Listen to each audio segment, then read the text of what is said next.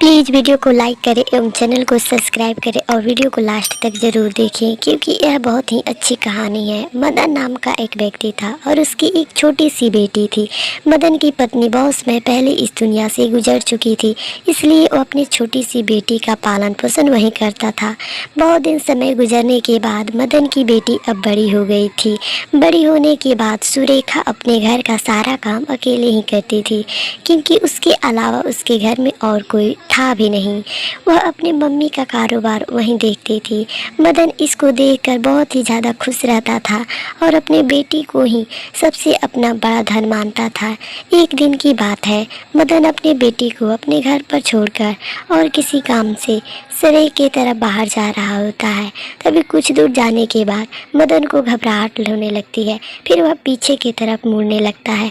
तभी वह देखता है कि एक भूतिया बयार उसके सामने आ जाता है और वह भूतिया बयार जादू से मदन को भी एक भूत बना देता है क्योंकि उसका मित्र वह बनकर और उसके साथ में लड़ाई झगड़ा करेगा और कुछ मारकर उसे भी खाने के लिए लाएगा।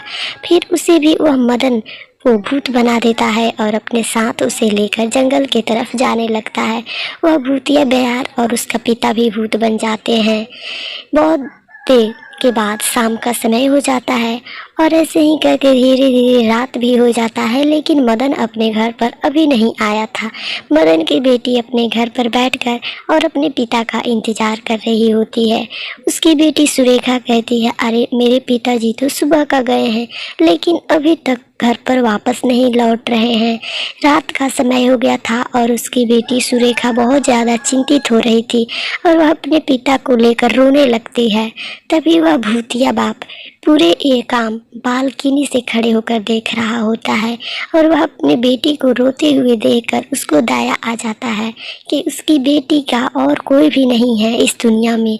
वहीं एक उसका पिता था जो कि उसका ख्याल रखता था और उसका पालन पोषण करके बड़ा किया था।